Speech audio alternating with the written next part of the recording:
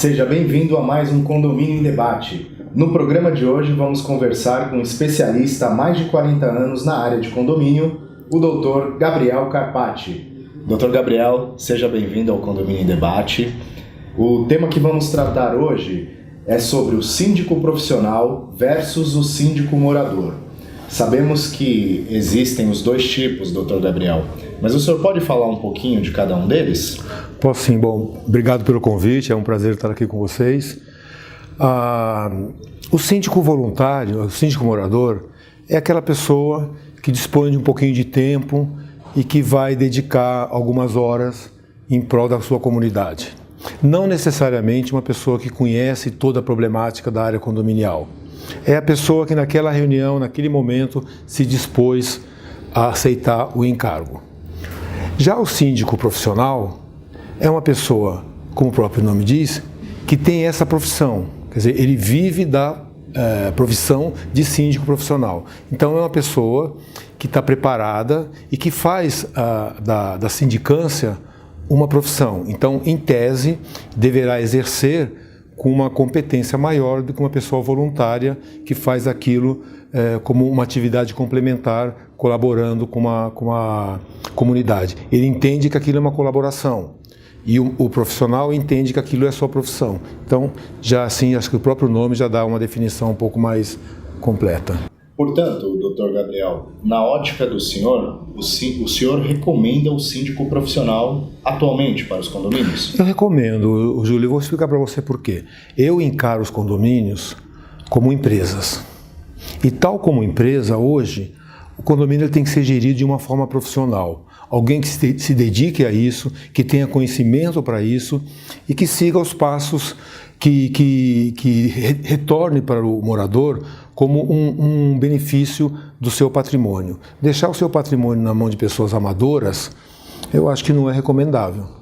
O senhor acredita que, no caso do síndico voluntário, síndico morador, ele pode ter parcialidade nas decisões dentro do condomínio? Sem dúvida. Se você imagina, você morador de um condomínio, você desce com aquele seu vizinho no elevador para trabalhar, encontra com ele no fim de semana e numa situação de emergência ou numa situação de alguma infração do regimento interno, você tem que adverti-lo, tem que multá-lo. É uma situação incômoda, né? A pessoa é sua amiga, às vezes você é um amigo particular dele. Aquele síndico profissional, ele tende a ser, e certamente é, imparcial. Ele não mora naquele condomínio, ele não convive com aquelas pessoas. A relação dele é uma relação estritamente profissional de exercer o cargo de sindicância. Então, o que acontece? Quando ele toma uma decisão, ele toma baseado nos fatos e vai um pouco além. O próprio condômino hoje tende a aceitar aquilo de uma forma mais clara e entender como imparcial, como se fosse você, síndico, tomando ação contra o seu vizinho. Eu falo, puxa, você está fazendo isso porque você não gosta de mim. Por que você está fazendo isso? Ah, porque eu esbarrei no seu carro. Então, esse ranço desaparece com a sindicância profissional, sem dúvida. Certo. O síndico profissional, ele tem a obrigatoriedade de estar todo dia, 12 horas, 8 horas... 14 horas no condomínio? Não, Júlia, essa é uma pergunta excelente. Essa é uma confusão que o mercado faz. Eu enxergo o síndico profissional como o CEO de uma empresa, um diretor executivo. Não necessariamente esse diretor executivo, esse síndico, tem que estar em loco 24 horas.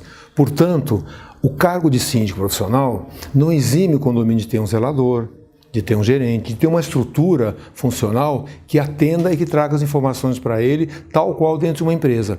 O mercado ainda faz um pouco de confusão, entendendo que o síndico tem que ficar 44 horas semanais do condomínio, eventualmente substituindo o zelador ou o gerente. E essa é uma interpretação errada. Não é esse o perfil de síndico que a gente procura formar e que a gente procura no mercado. Porque a vivência dele dentro dos edifícios ela acaba sendo curta. Porque acaba confundindo as funções. Então não é o tempo que ele vai permanecer dentro do condomínio que vai fazer com que ele seja eficiente. Certo. É exatamente a forma como vai gerir o condomínio e o plano que ele tem de trabalho. Então essa confusão de que tem que passar tantas horas dentro do condomínio, ainda o mercado que está em formação tende a interpretar dessa forma. Certo. Mas e naqueles casos em que o condomínio ele não tem recursos para contratar um gerente, um supervisor, alguém para fiscalizar enquanto ele está gerindo? Júlio, é uma pergunta bastante complicada de responder, né?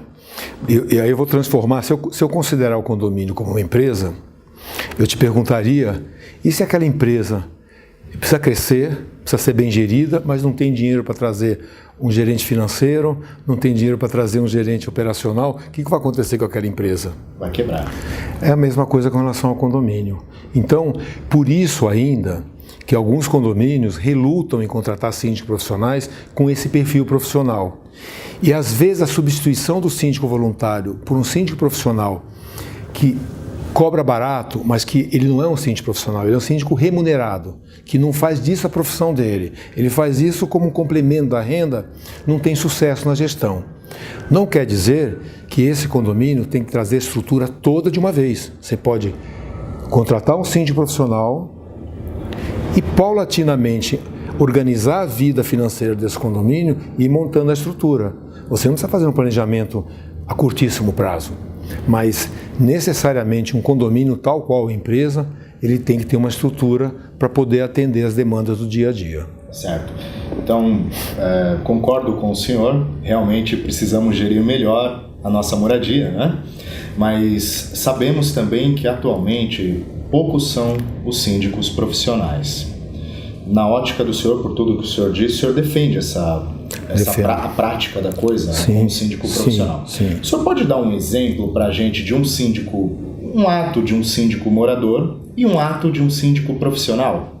Eu tenho um caso bastante recente, lógico que eu não vou nominar nem o condomínio nem o síndico, claro, mas um síndico de um condomínio médio que depois de um vendaval ele resolveu podar as árvores que tinham caído algumas folhas e que estavam quase que morrendo. O que aconteceu com esse condomínio? Ele foi multado, pasme você, numa importância de R$200 mil. Claro que teve o recurso, teve que fazer a compensação, de toda forma ele teve aborrecimento, teve despesa. Como eu disse para você, tentativa e acerto.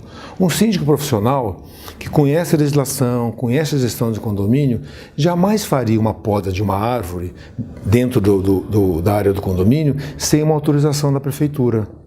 Ele sabe que isso é inerente. Ele vive o dia a dia. E esse voluntário, com a maior boa vontade do mundo, falou, vamos limpar esse condomínio que essas árvores estão caindo. E gerou um prejuízo, não foi de 200, mas acabou sendo de 70, porque ele teve que fazer uma compensação ambiental, teve que replantar árvores em lugares afastados, teve que comprar as mudas e gerou um prejuízo para o condomínio de R$70 mil. Quer dizer, às vezes um síndico profissional pode ser caro, mas um síndico morador pode custar muito mais. Claro, e o síndico profissional, bem remunerado, ele vai buscar todas as vantagens financeiras em prol do condomínio. Renegocia contratos, faz contratos bem feitos, toma ações que não geram prejuízo a curto ou a longo prazo. A grande questão do síndico voluntário, amador, é que às vezes o prejuízo não aparece na hora. Então ele contrata um funcionário mal contratado, paga a remuneração de uma forma equivocada, essa reclamação, essa despesa às vezes pode aparecer 4, 5 anos depois.